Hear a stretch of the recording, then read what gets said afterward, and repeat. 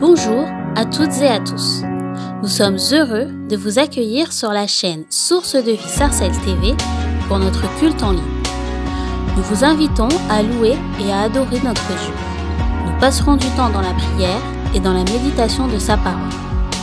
N'hésitez pas à réagir sur le live chat pour partager vos prières, vos mots de louange et vos salutations afin de rester connectés les uns avec les autres. Bon culte à chacun. Alléluia, merci Jésus. Avant qu'on commence ce temps de louange ensemble, comme je le disais au culte précédent, j'ai reçu vraiment dans le cœur que ce matin on soit en posture d'enfant de Dieu. Moi je ne suis pas une servante, je vais vous le dire. Je suis un enfant qui sert Dieu. C'est pas pareil, c'est pas la même dimension. J'ai une filiation avec mon Père qui fait que quand je vais dans sa présence, je sais vers qui je vais. Je sais que mon Père est mon Père et il est un bon Père. Si ton père n'a pas été un bon père, si ta mère n'a pas été une bonne mère, sache que Dieu est un bon Père et qui restaure cette image que tu as du Père, qui restaure cette image qu'il a du Père. Si tu ne sais pas qui est ton Père, aujourd'hui je vais te dire c'est Dieu ton Père. Tu es de filiation royale, tu es co-héritier, co-héritière avec Christ. Et ce matin, je veux vraiment qu'on entre dans sa présence. Quand un enfant, il aime son père et qu'il rentre dans sa présence, l'enfant est joyeux, il est content. Il rentre avec joie dans la présence de Dieu. Il rentre dans la présence de son père avec joie. Il est content, il lève les bras, il dit « Prends-moi, prends-moi ». Il s'en fiche de ce qui se passe à côté. Ce qu'il veut, c'est que son père le prenne dans ses bras. Ce matin, regarde pas à ton voisin, regarde pas à ta voisine, adore ton Père. Réjouis-toi dans sa présence parce que tu es enfant de Dieu. On dirait que c'est pas une bonne nouvelle pour vous. Tu es enfant de Dieu.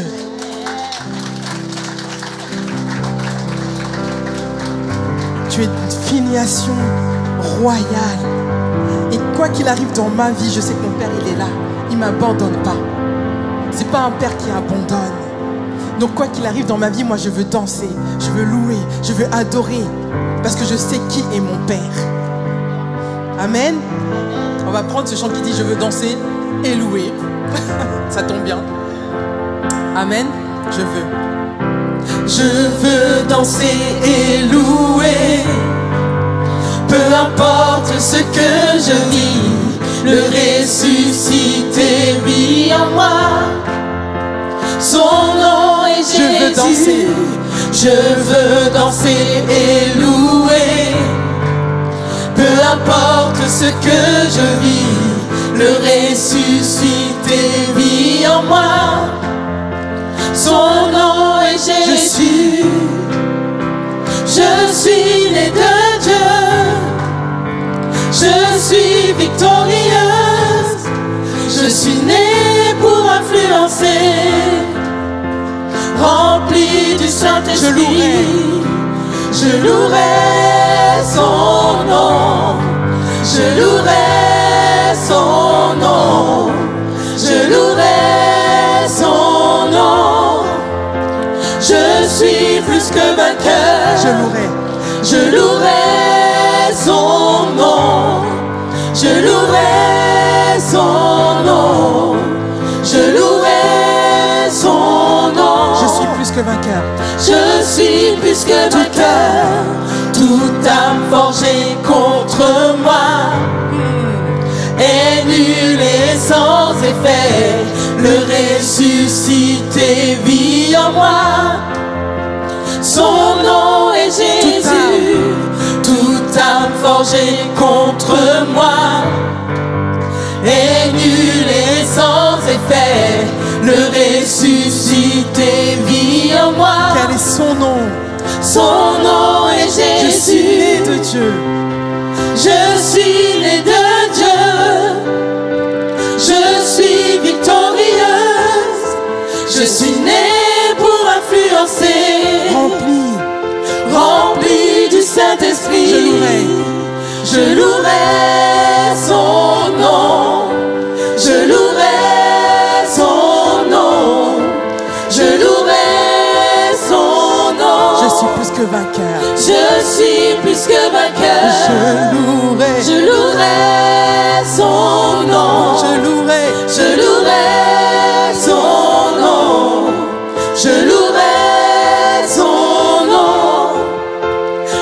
suis plus que vainqueur.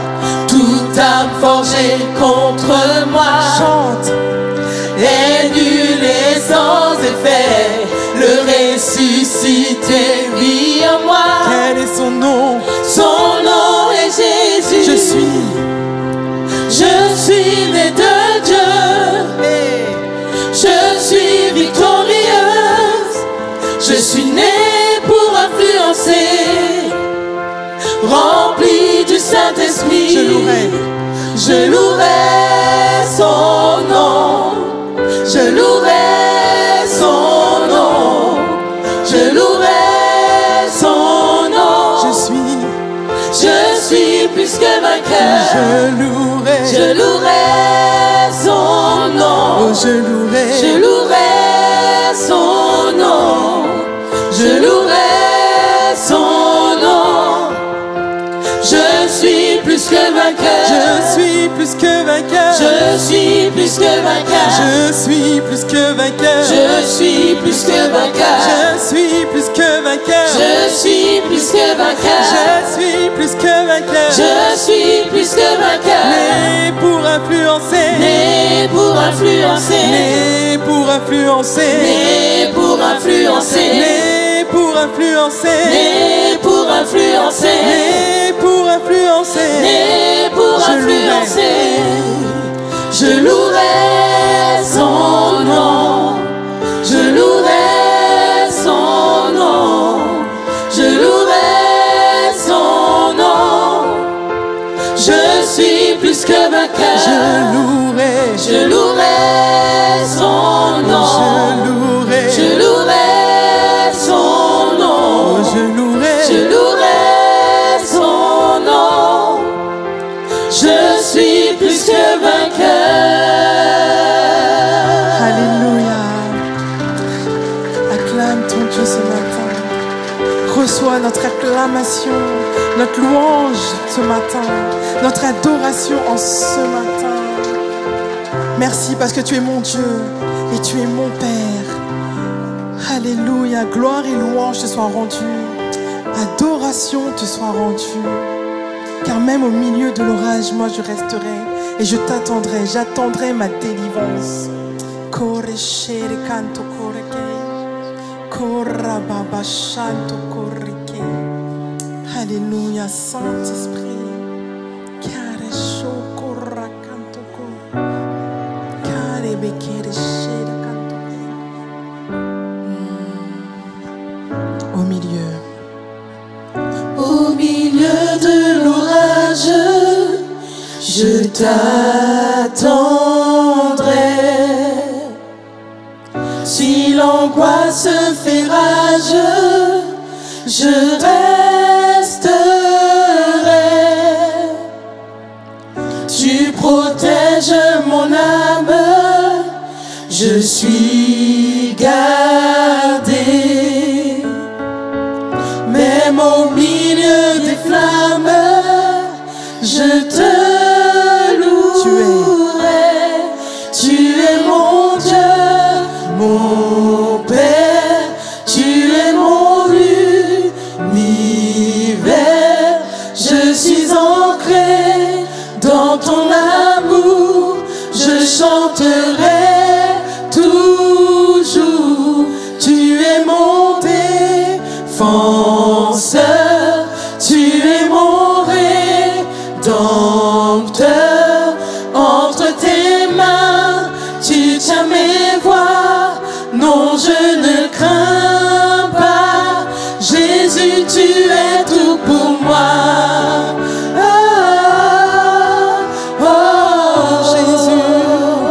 Jésus, tu es tout pour moi.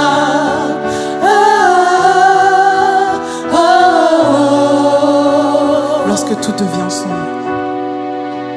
Lorsque tout devient sombre, quand je me perds, tu viens chasser les ombres par ta lumière. Quand je suis sans défense face au danger, si je subis l'offense, tu es ma paix, tu es mon Dieu, mon Père, tu es mon univers. Je suis ancré dans ton amour, je chanterai toujours. Tu es mon défenseur, tu es mon rédempteur. Entre tes mains, tu tiens mes voies. Non, je ne crains pas. Jésus, tu es tout pour moi.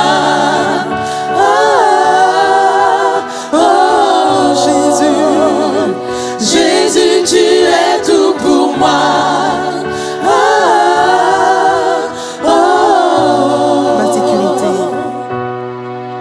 Ma sécurité au cœur de la vallée, je peux avancer par la foi. Jésus, tu es ma sécurité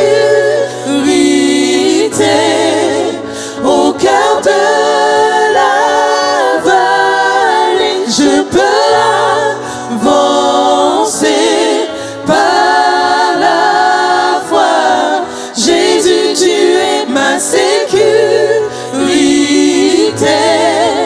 au cœur de la vallée, je peux avancer par la foi. Jésus, tu es tout pour moi.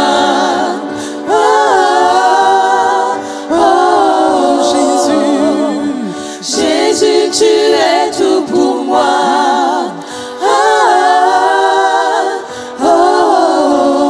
Tu es mon Dieu. Tu es mon Dieu, mon Père, tu es mon univers. Je suis ancré dans ton amour, je chanterai toujours. Tu es mon défenseur, tu es mon rédempteur. Entre tes mains, tu tiens mes voies. Non, je ne crains pas. Jésus, tu es tout pour moi.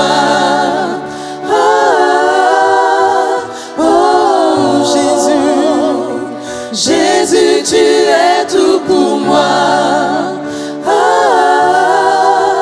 Ma sécurité. Ma sécurité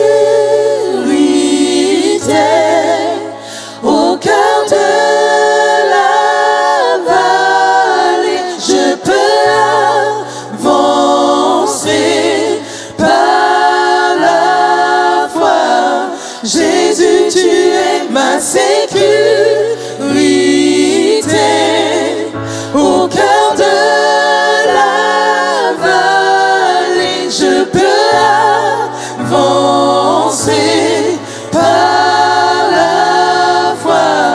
Jésus, tu es ma sécurité au cœur de la vallée, je peux avancer par la foi. Jésus, tu es tout pour moi.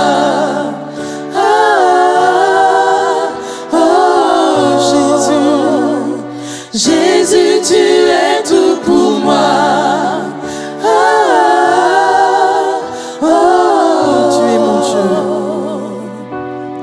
Tu es mon Dieu, mon Père, tu es mon univers. Je suis ancré dans ton amour, je chanterai toujours. Tu es mon défenseur, tu es mon rédempteur. Entre tes mains, tu tiens mes non je ne crains pas. Jésus, tu es tout pour moi. Alléluia.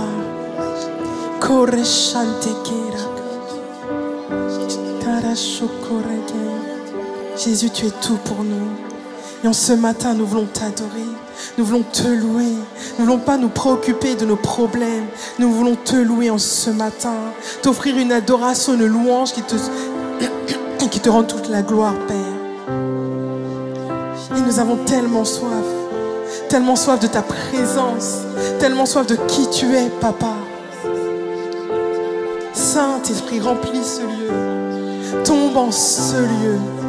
Alléluia.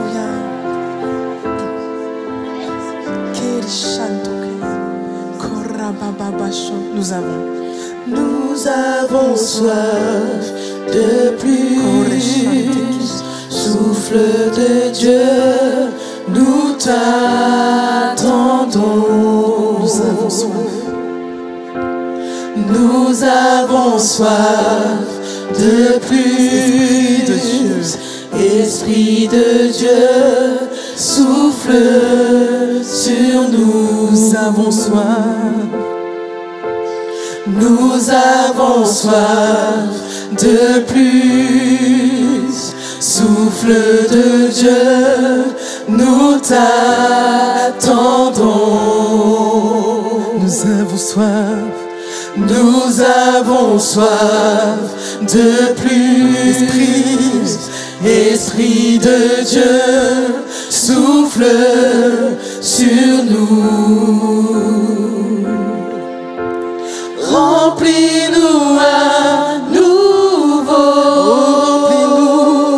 Remplis-nous. Remplis-nous à nouveau. Feu dévorant, attisant-nous. La passion pour ton nom. Esprit de Dieu, tombe en ce lieu. Sois le seul maître, sois le seul maître en nous. Viens comme un vent.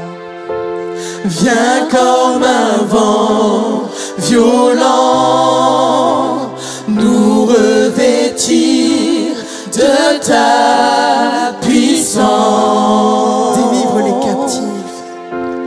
Délivre les captifs. Libère-nous pour te louer. Viens comme un vent violent, nous revêtir de ta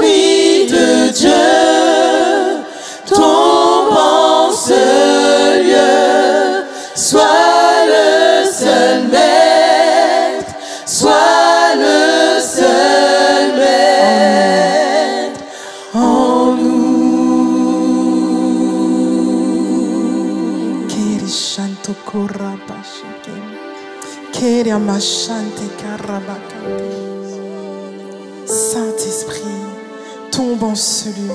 Nous avons tellement soif de toi. Nous avons tellement besoin de toi. Descends en ce lieu. Viens nous revêtir de ta puissance. Viens nous revêtir de ce que tu es, toi. Nous avons tellement besoin, tellement soif de toi.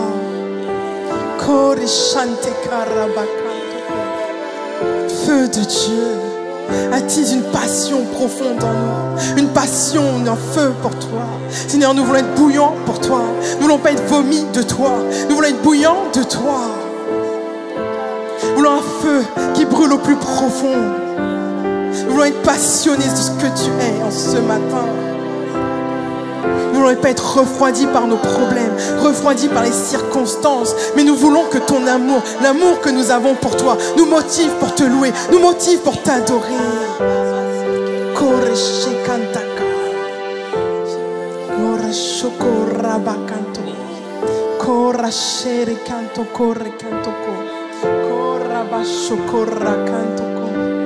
Alléluia. L'immensité de sa grandeur me montre que je ne suis rien. Mais quand tu façonnais la terre, j'étais déjà près de ton cœur. Et tu m'aimais avant que je sois. Et pour moi tu as tout donné. Oui, toi seul pouvais me libérer. C'est pourquoi je veux t'adorer. Toi seul est digne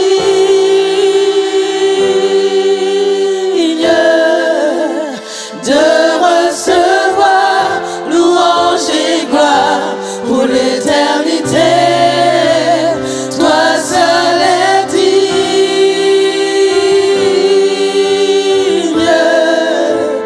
de recevoir louange et gloire pour l'éternité.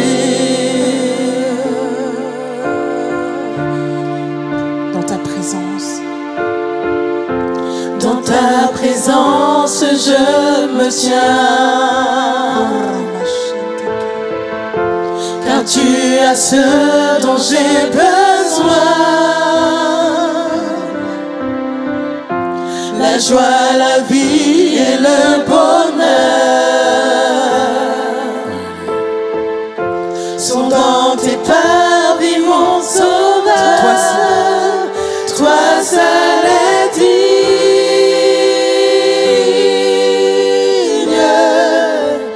de recevoir louange et gloire pour l'éternité. Toi seul est digne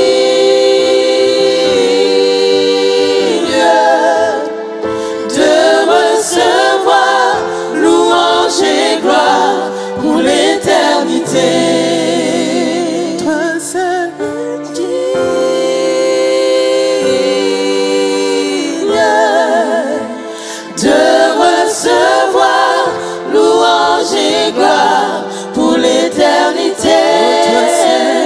Toi seul est digne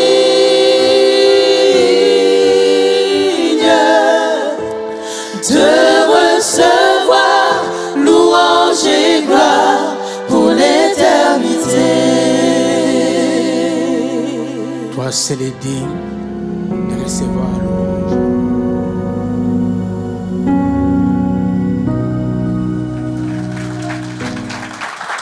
Merci Seigneur.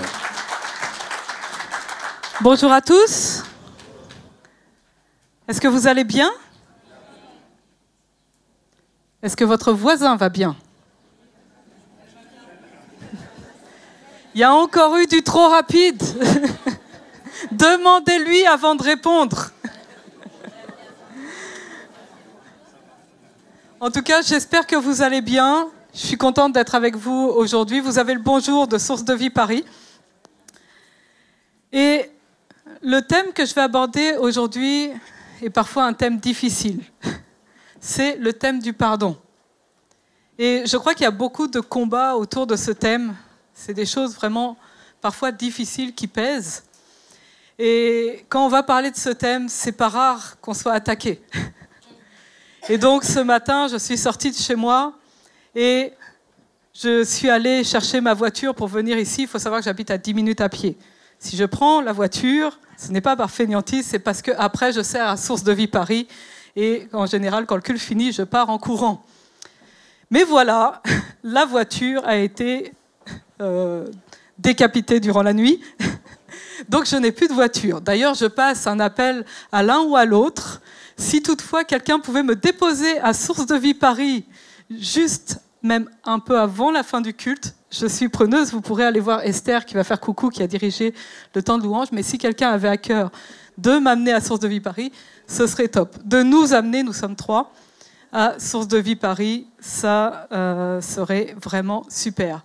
Mais voilà, quelque chose comme ça arrive et on peut se laisser perturber en disant « mais quand même, qu'est-ce qu'ils avaient à faire ça à ma voiture? Pourquoi moi? C'est pas juste. Et comment je vais faire? » Et patati et patata. Mais la Bible dit de pardonner à ceux qui vous offensent. Et la Bible dit aussi, ne vous inquiétez de rien. Donc moi, je ne suis pas inquiète. Vous voyez, j'ai le sourire. Il n'y a pas de souci. C'est des choses qui arrivent. Mais voilà, même si donc, Dieu donnait à cœur à personne de nous déposer, je sais que Dieu a une solution et qu'il n'y aura pas de souci. Et parfois, c'est un mal pour un bien. Peut-être que la prochaine fois, je viendrai et je vous dirai, bah, écoutez, j'ai une Mercedes. Donc voilà, le pardon. La Bible nous demande de pardonner et le pardon est partout dans la Bible, partout. Et je vous rappelle que Jésus a donné sa vie pour qu'on soit pardonné. Le sacrifice de Jésus, c'est pour qu'on soit pardonné. Et je vais vous citer ce passage d'Éphésiens 1,7. En Christ, parce qu'il s'est offert en sacrifice, nous avons été délivrés et nous avons reçu le pardon de nos fautes. Nous avons reçu le pardon de nos fautes. Et quand Jésus a été cloué sur la croix, qu'est-ce qu'il a dit? Pardonne-leur. Pardonne-leur. Alors qu'il était dans la souffrance, alors qu'il était dans l'injustice, pardonne-leur. Ils ne savent pas ce qu'ils font. Et dans l'Ancien Testament, alors le thème, beaucoup me connaissent, vous savez que je fais des cours d'hébreu pendant la prédication. Donc l'Ancien Testament a été écrit en hébreu et le mot c'est salar. Et quand il y a ce mot salar utilisé, ça va vers Dieu. Ça veut dire quoi? Ça veut dire que, moi, admettons, Sylvie, qui est ici en rouge, au début du culte, elle m'insulte. C'est pas bien, Sylvie. C'est pas vrai. Mais au lieu de venir me demander pardon dans un premier temps, elle doit demander d'abord pardon à Dieu. Parce que c'est Dieu la première personne qu'elle a offensée. Et souvent, dans la Bible, c'est ça qui est dit. Avec David et Bathsheba, je ne sais pas si vous connaissez l'histoire de David et Bathsheba. On va y revenir tout à l'heure. Mais quand David a péché, dans le psaume 51, il dit « J'ai péché contre toi, donc contre Dieu, contre toi seul, j'ai fait ce qui est mal à tes yeux. » Excusez-moi, David, il a tué quelqu'un.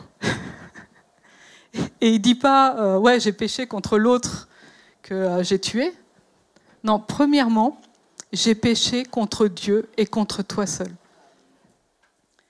Et la Bible nous demande de prendre exemple sur Dieu lui-même. Soyez bons et compréhensifs les uns envers les autres.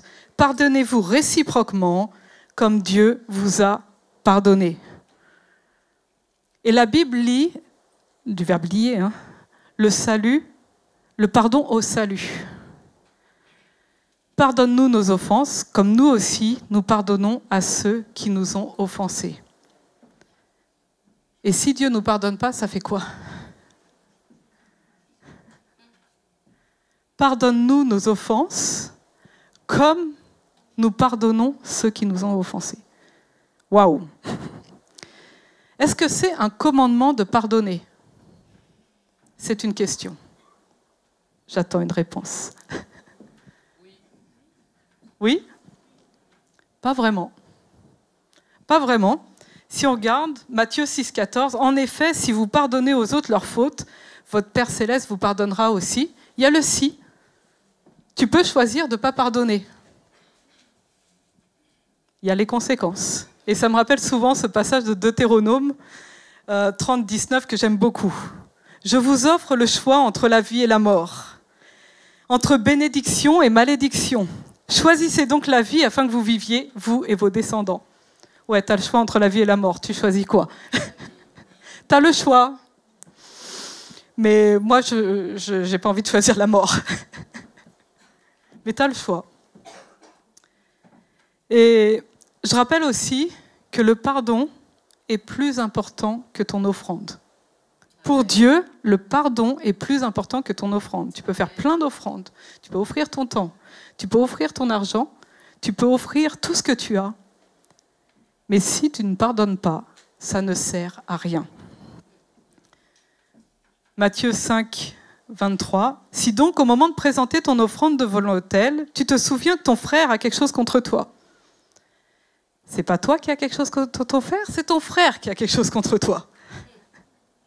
Laisse là ton offrande devant l'autel, va d'abord te réconcilier avec ton frère, puis tu reviendras présenter ton offrande.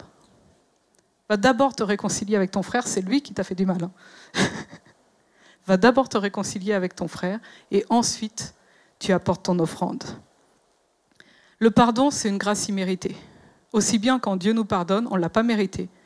Mais aussi bien quand on doit pardonner aux autres, ça ne veut pas dire que l'autre l'a mérité.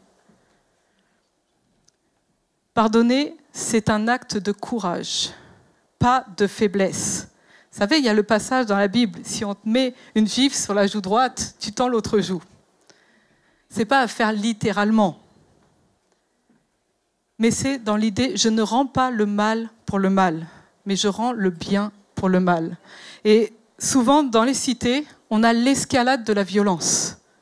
Et récemment, on a fait l'inhumation d'un jeune de 18 ans. 18 ans, il s'est pris une balle dans la tête. Terrible. Et j'étais à son inhumation. Et là, j'entendais tous les jeunes qui allaient voir la maman et ils font « Mais nous, on est là pour toi. Tu as perdu un fils, mais nous, on est là pour toi. » C'est bien, non? Mais ces mêmes jeunes avaient soif de vengeance. Et le lendemain, ils allaient tuer le jeune d'une autre maman. Et c'est ce que j'appelle l'escalade de la violence. Je souffre, je fais souffrir. Et ça, la Bible dit non, il faut arrêter l'escalade de la violence. L'escalade de la violence doit s'arrêter à toi. Je décide de ne pas me venger. De chercher la réconciliation.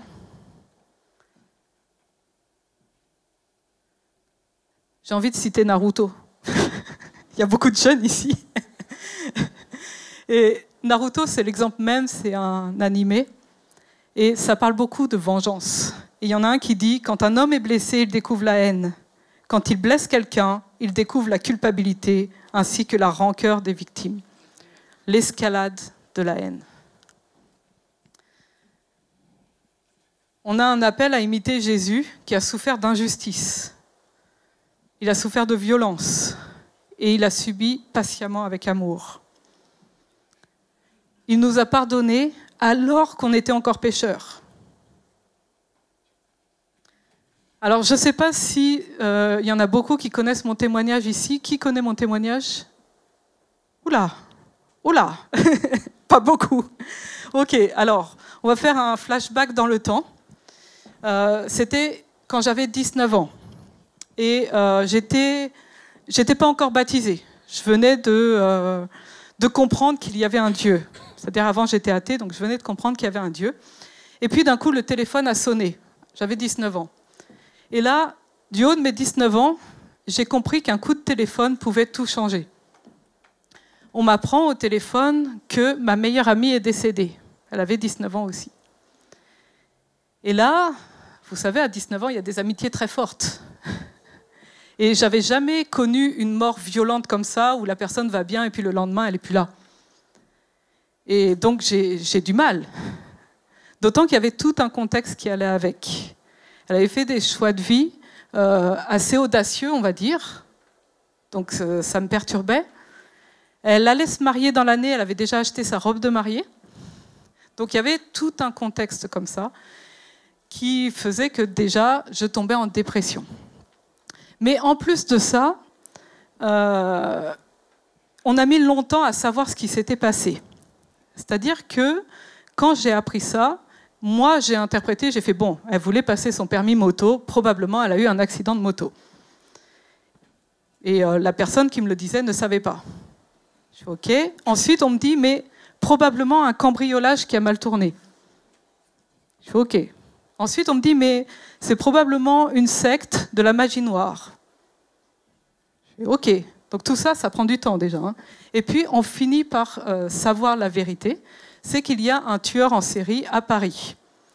Moi, à ce moment-là, j'apprends ce qui s'est passé. Et quand je dis j'apprends ce qui s'est passé, vous savez qu'un tueur en série, souvent, c'est des morts violentes. Donc, elle a été violée avant sa mort, après sa mort, égorgée, etc. Une mort très violente. Moi, à ce moment-là, j'ai, excusez-moi, la rage. Je crois qu'il n'y a pas d'autre mot. Ou alors, il ne serait pas visible du haut de l'estrade. Mais en tout cas, moi, j'étais, entre guillemets, au bout de ma vie au niveau de la rage. Et vous voyez le portrait robot, mais pour moi, il ressemble à Monsieur Tout-le-Monde. Et du coup, moi, je trouve qu'il ressemble à Monsieur Tout-le-Monde. Donc, tout Monsieur Tout-le-Monde devient suspect. Je deviens parano. Même dans l'église, je voyais des gens, je fais il ressemble quand même. Donc même, c'est vraiment de la parano, c'est-à-dire que ça devient même plus réaliste. C'était des personnes que je connaissais et je savais très bien que ce n'était pas possible, mais ton esprit part psychote et ça part, entre guillemets, en live. Et donc, je me mets même à errer dans les rues de Paris en espérant tomber sur ce gars. Et si j'étais tombée dessus, à ce moment-là,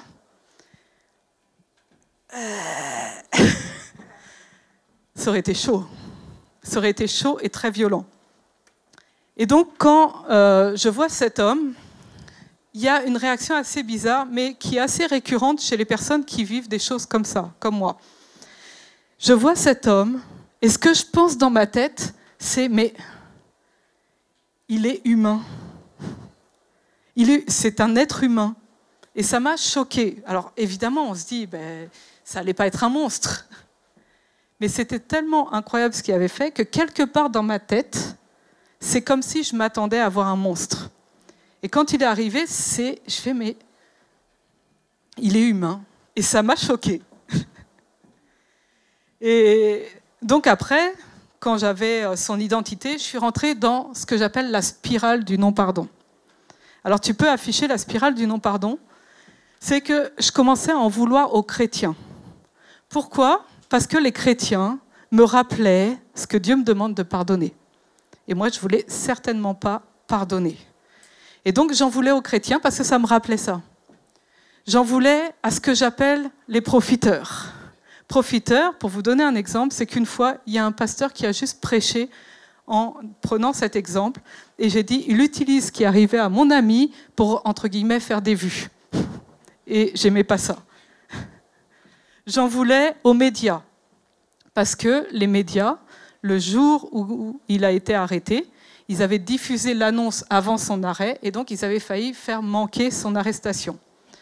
Donc j'en voulais aux médias. Tu peux revenir sur la spirale. J'en voulais à la police. Ça fait beaucoup, hein. J'en voulais à la police parce que la police l'avait attrapé. Il était dans leurs locaux, mais ils n'ont pas su l'identifier. Ils l'ont relâché et mon amie est décédée après. Donc s'il ne l'avait pas relâchée, elle ne serait pas décédée. Donc j'en voulais à la police. J'en voulais à moi-même. Parce que, comme je vous ai dit, j'étais au début de ma conversion. C'est-à-dire je venais de comprendre qu'il y avait un Dieu. Et pour moi, je ne lui avais pas assez témoigné. Et du coup, si elle n'était pas sauvée, et ça j'en sais rien, c'était de ma faute. Donc je m'en voulais à moi-même.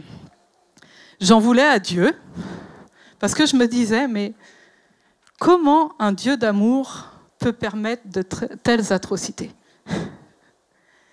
Et évidemment, j'en voulais au tueur. Ça, c'est peut-être ce qui paraît le plus logique.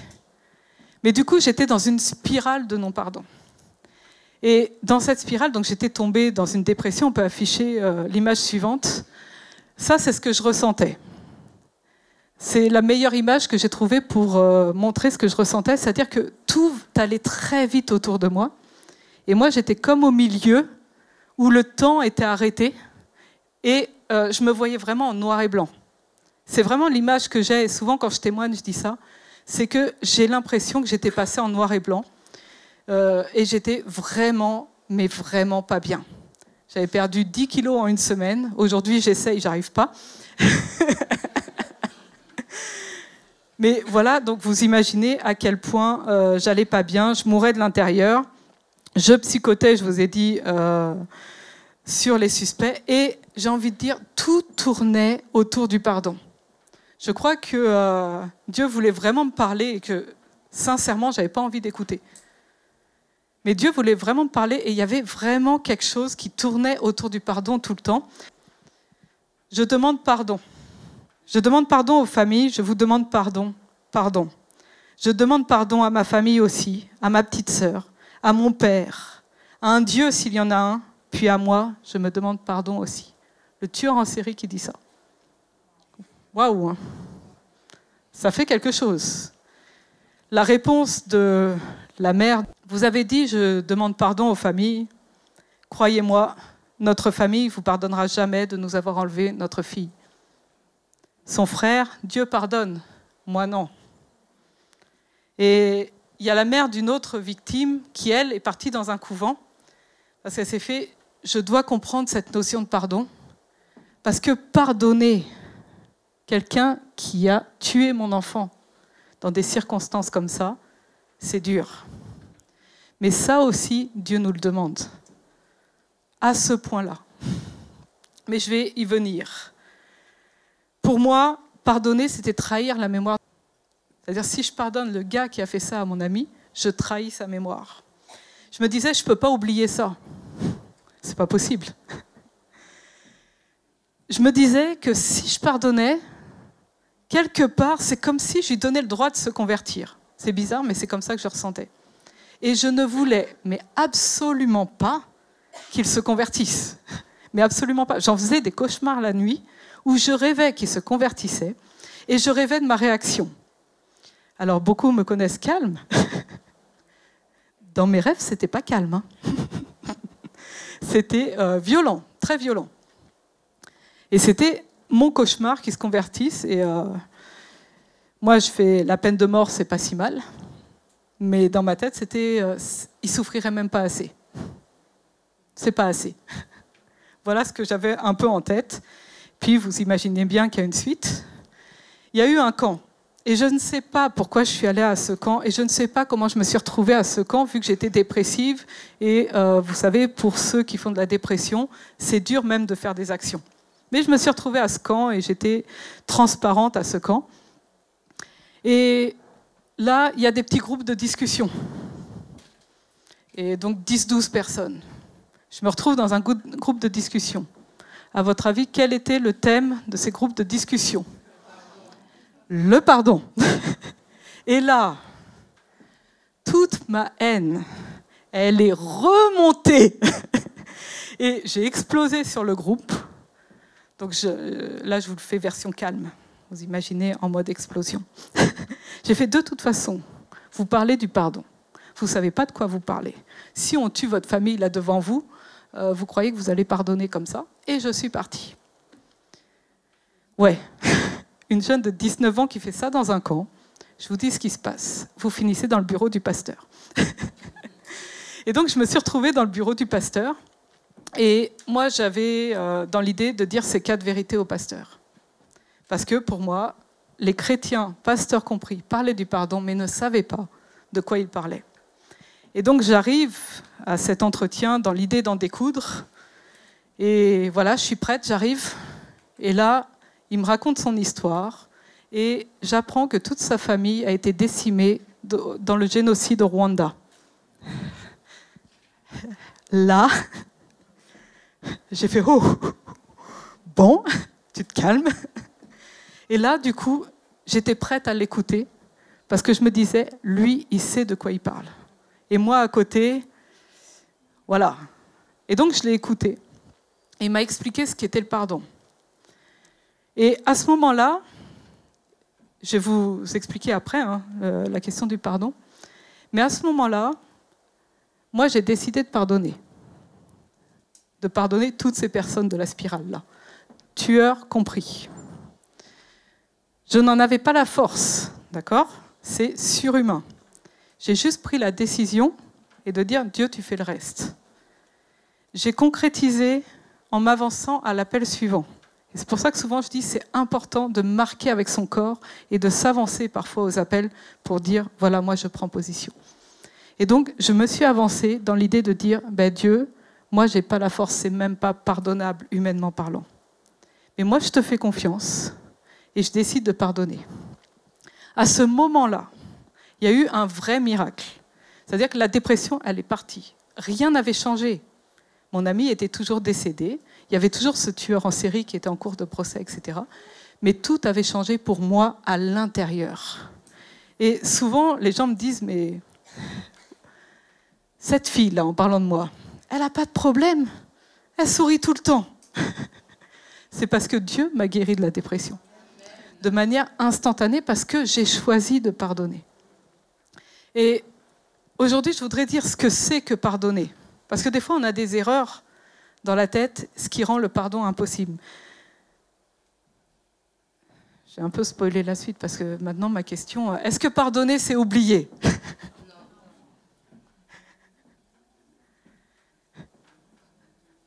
Vous trichez. Alors, pardonner, c'est parfois oublier, quand même.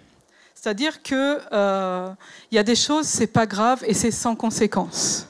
Je prends l'exemple. Vous vivez avec quelqu'un, que ce soit votre mari, que ce soit en colocation, etc. Et la personne, tous les jours, elle laisse ses chaussettes à 2 pas du panier à linge. C'est dur, c'est tous les jours, c'est embêtant, on répète toujours. C'est pas grave. Là, c'est bien d'oublier. J'ai eu un accident de voiture il y a quelques années de cela et j'ai fait un traumatisme crânien. Et quand on fait un traumatisme crânien, parfois la mémoire est défaillante. Et c'était un coup comme ça, je me dispute avec Esther qui a dirigé la louange tout à l'heure. C'était il y a quelques années. Je me dispute et le ton monte. Et j'aime bien gagner les disputes. Elle aussi. Et donc, le ton monte, et puis argument, contre-argument, argument, machin, on avance. Puis à un moment, j'éclate de rire. J'ai fait « Arrête. Ça fait 15 minutes que j'ai oublié l'objet de la dispute, et du coup, j'arrive plus à trouver des arguments. » C'est la vérité, vous pourrez lui demander. Elle ne m'a pas redit c'était quoi le problème. On n'en a pas reparlé. Mais parfois, c'est bien de ne pas avoir de mémoire. Et il y avait une personne, j'avais une réunion, et la personne a dit, de toute façon, moi, j'ai un carnet noir. Donc, vous tous là qui êtes dans la réunion, vous m'avez tous fait quelque chose, j'ai tout noté. Non, le chrétien ne doit pas avoir de carnet noir. Si tu as un carnet noir, va le brûler. Parce que c'est plus facile de pardonner quand Dieu permet qu'on oublie. Donc, va brûler ton carnet noir. Souvent, on en veut aux personnes pour rien. Et allez, nous les femmes, c'est encore pire. C'est surtout dans le domaine du couple, mais même avec les amis, c'est « Ah, il m'a fait ça. Il faut qu'il comprenne. » Alors ça, on est très fort là-dessus. Il faut qu'il comprenne, et puis on se met à bouder. Et on se dit « Il va comprendre. » Parfois, il n'a même pas vu qu'on boudait. La communication, c'est mieux.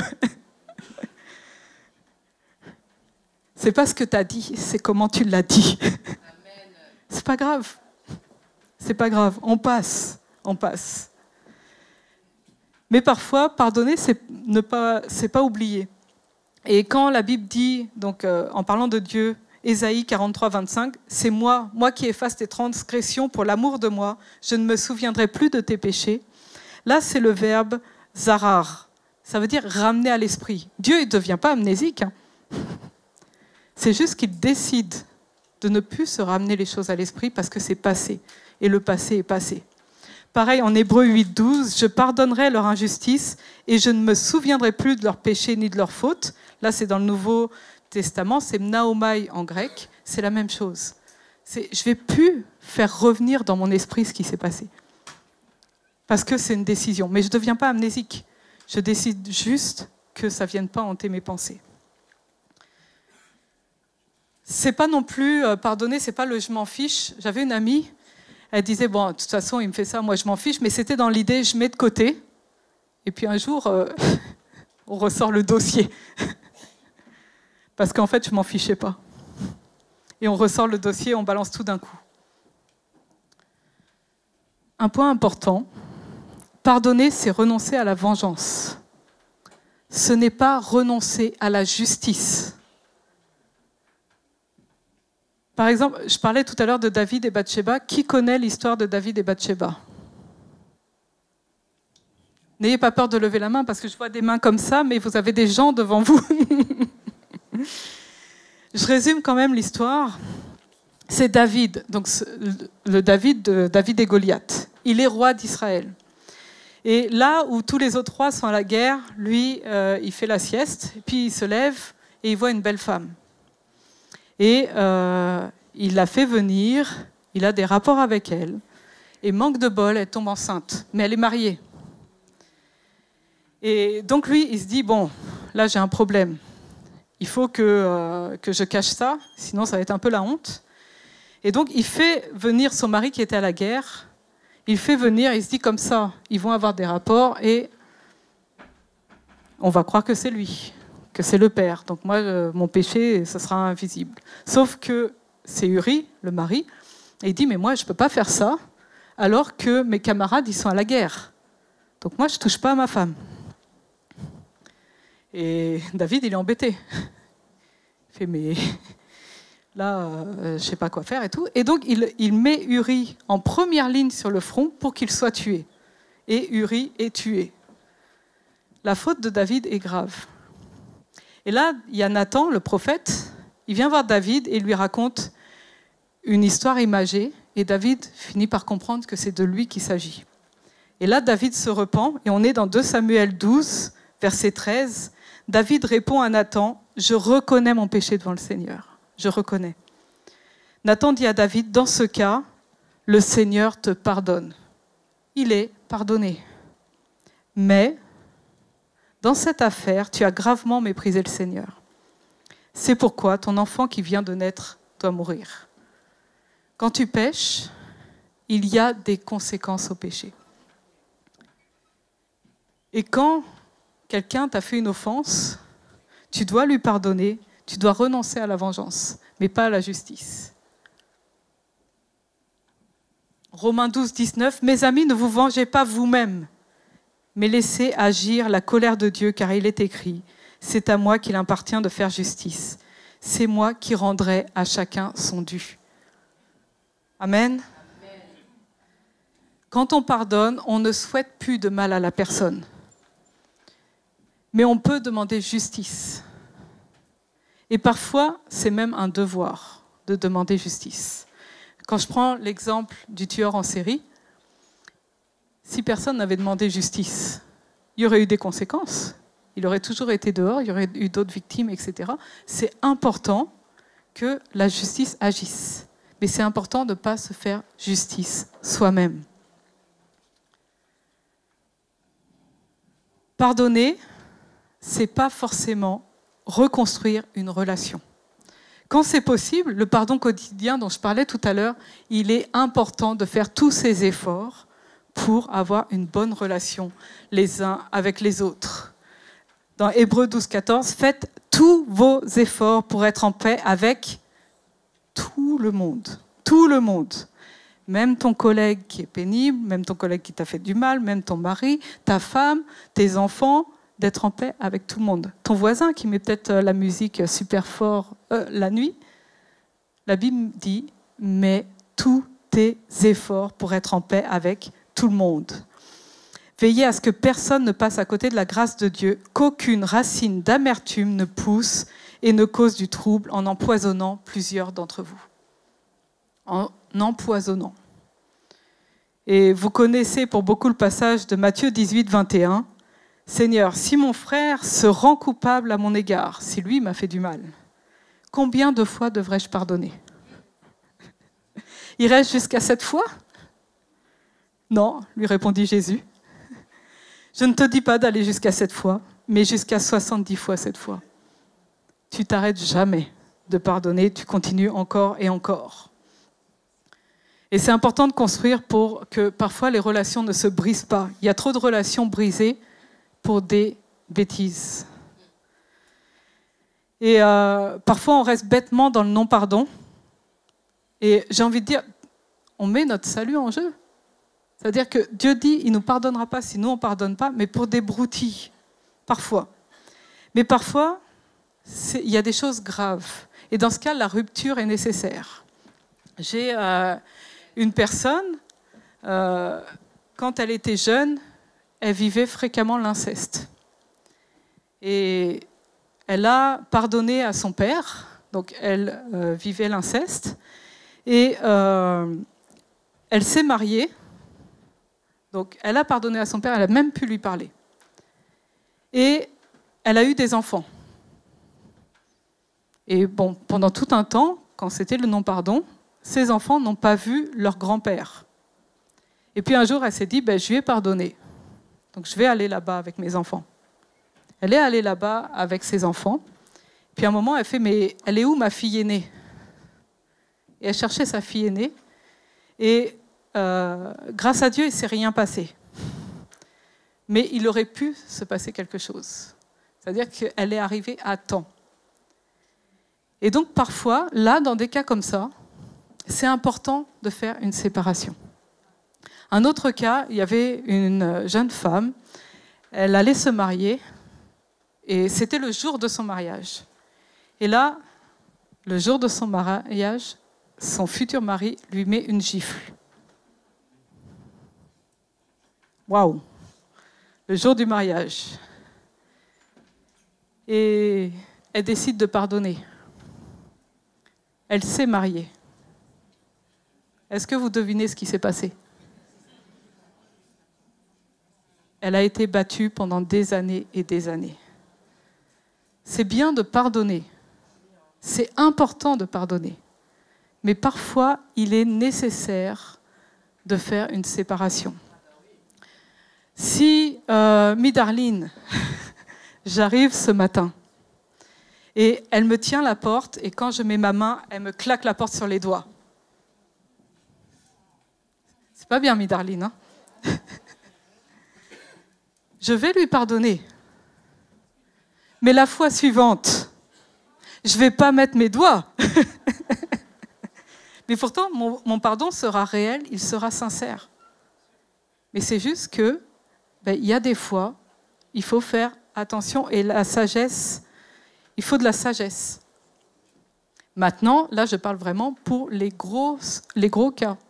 N'allez pas dire, voilà, il m'a insulté et Céline a dit que des fois, il fallait une séparation. Je n'ai pas dit ça. Faites tous vos efforts pour être en paix.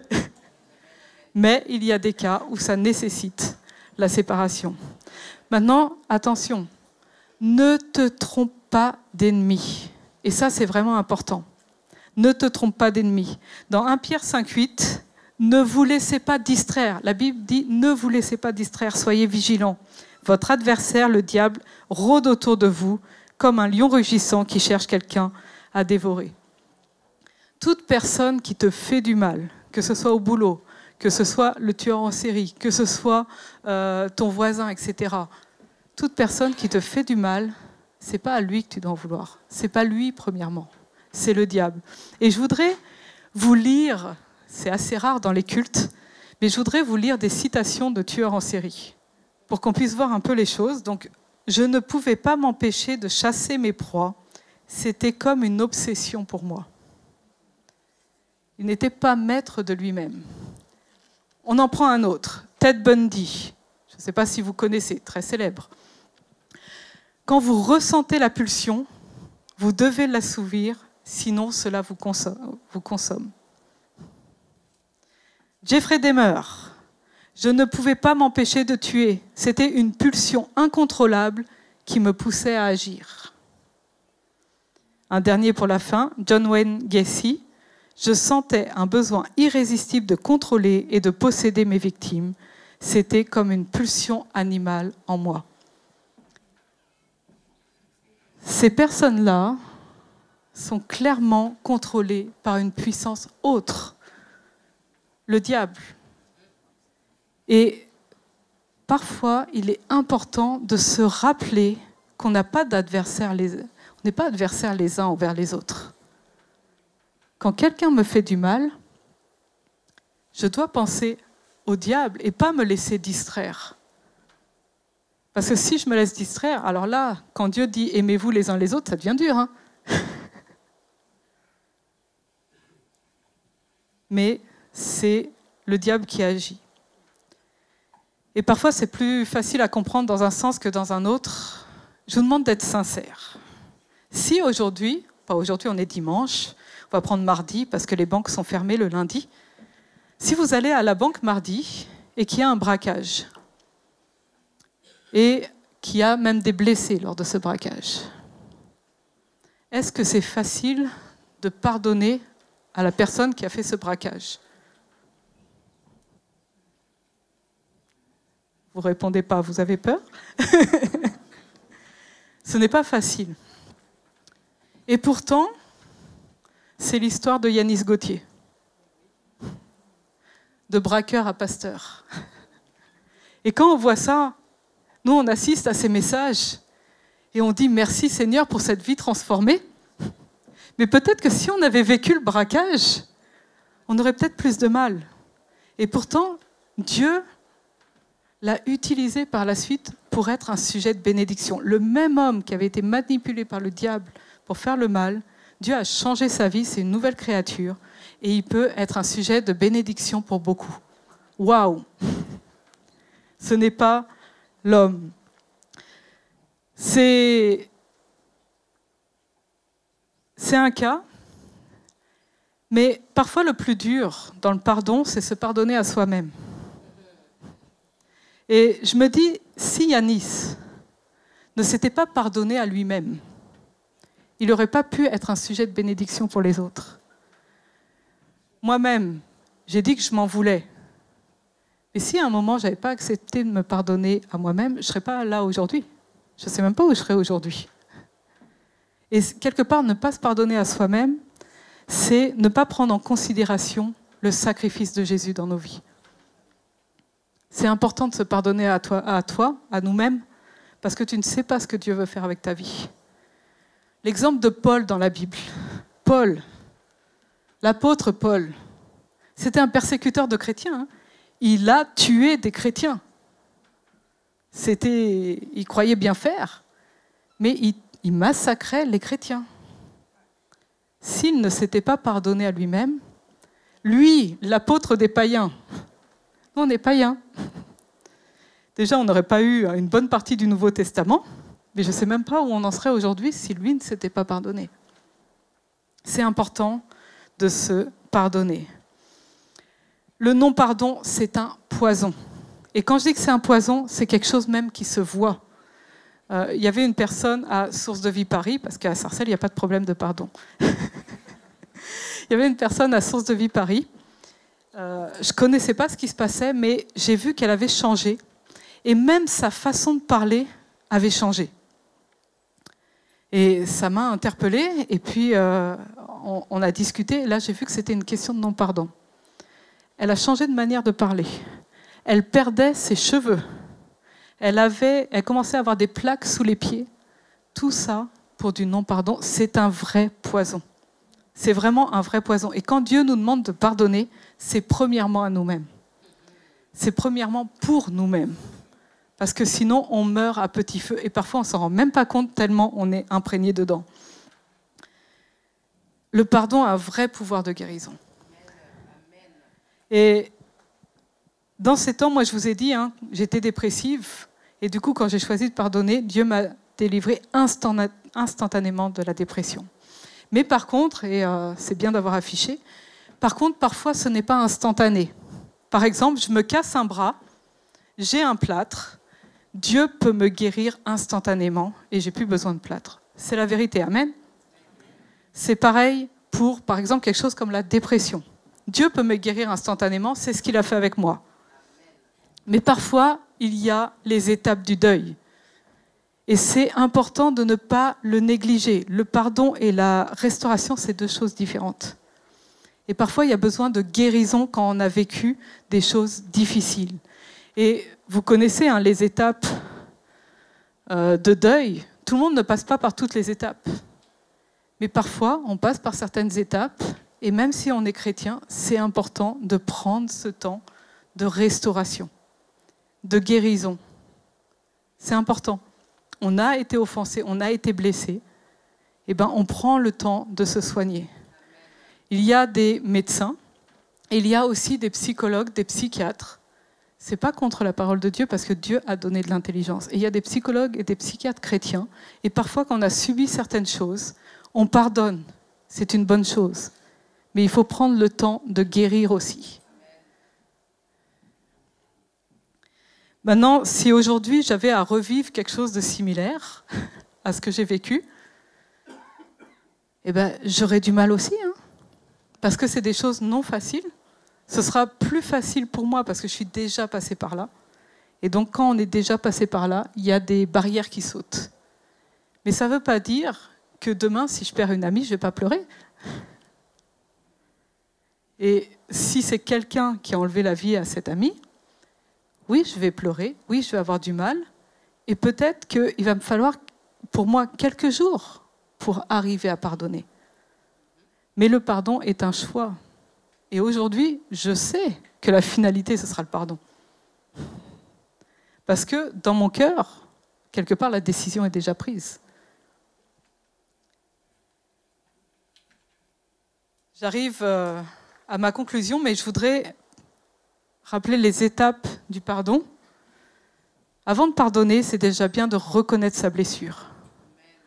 Parfois, un coup, il y a une personne comme ça qui m'a dit « mais je n'avais même pas réalisé qu'on m'avait blessé ». Et du coup, il devait réaliser qu'il avait été blessé pour pouvoir pardonner. Et ça a été fait. Il y a l'étape de la compréhension et de l'acceptation. Reconnaître ce qui est arrivé. Et l'accepter. Mon ami était décédé. C'était fait. Il fallait que je finisse par l'accepter. Prendre la décision de pardonner. Comme j'ai dit tout à l'heure, le pardon est un choix. Je le décide. J'ai juste à le décider. C'est-à-dire que ce n'est pas facile de pardonner, entre guillemets, l'impardonnable. Mais je décide de pardonner et c'est Dieu qui fait le reste. Parce que moi, je n'ai pas la force humainement. Je fais juste, voilà, moi je veux faire ta volonté, tu me demandes de pardonner, moi je pardonne. Mais s'il te plaît, fais le reste. Parce que moi, je n'ai pas la force et si je le croise, ça va mal se passer. Donne-moi la force. Lâcher prise sur les émotions négatives. La réconciliation, si c'est possible, comme on a dit tout à l'heure, mais je mets tous mes efforts pour faire ce travail de réconciliation. Je travaille sur ma guérison personnelle. Parfois, je fixe des limites saines. Et parfois, on pardonne.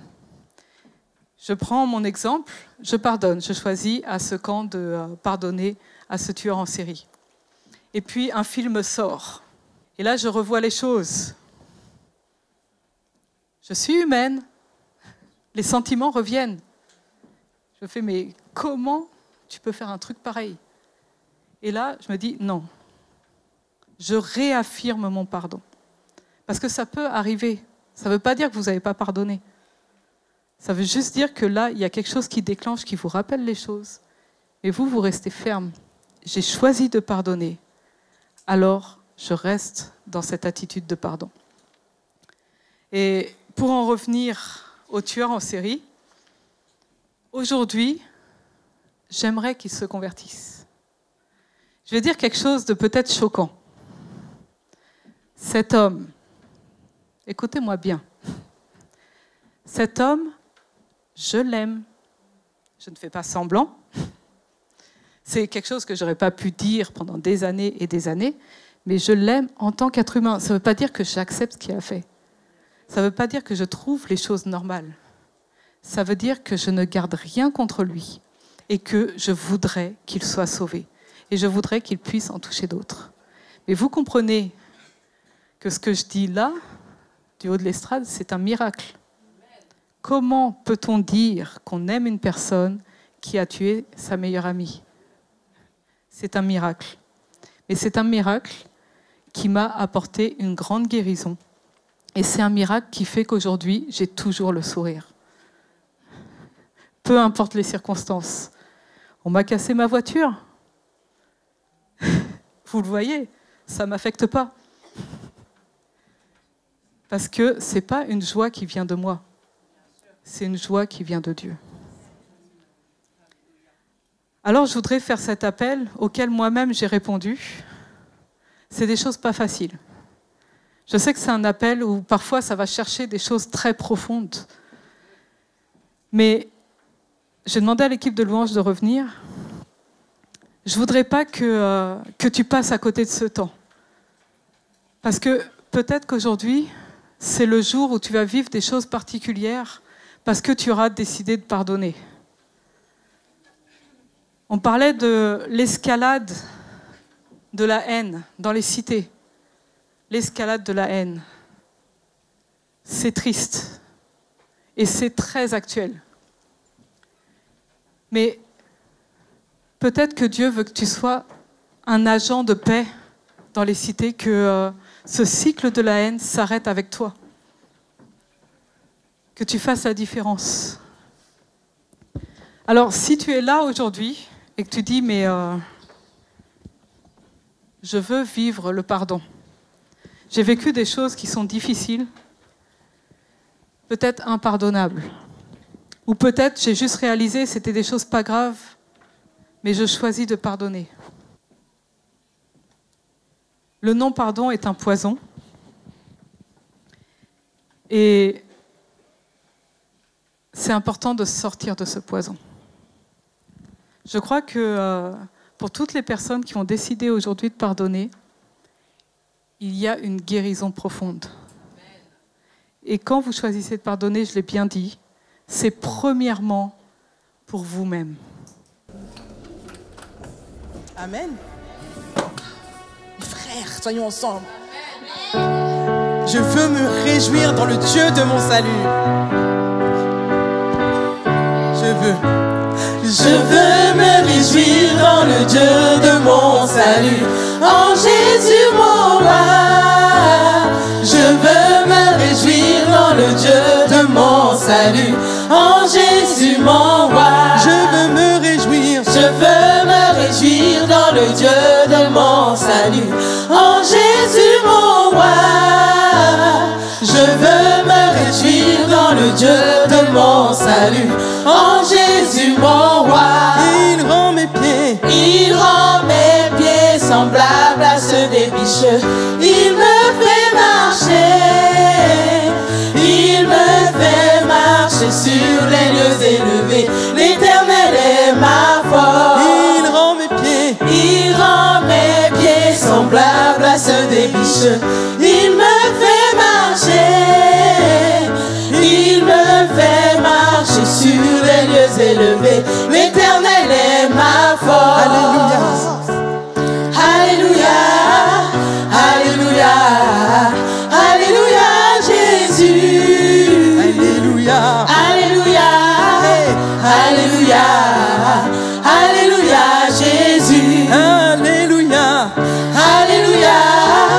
Alléluia. Alléluia, Jésus.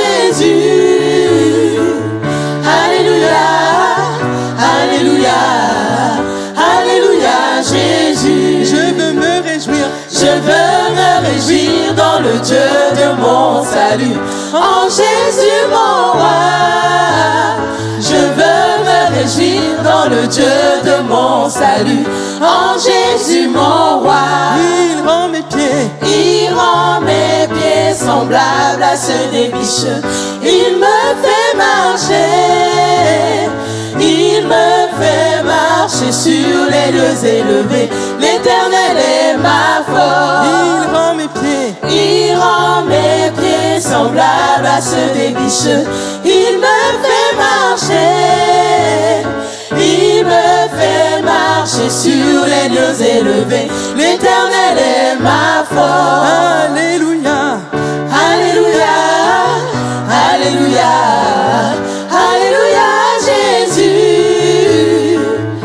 Alléluia, Alléluia, Alléluia, Jésus. Alléluia.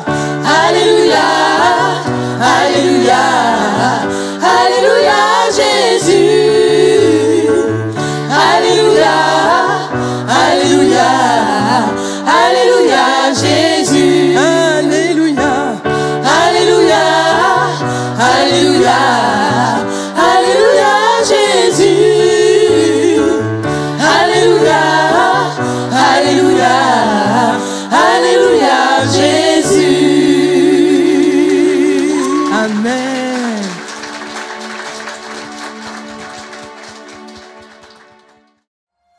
C'est ainsi que notre culte en ligne se termine.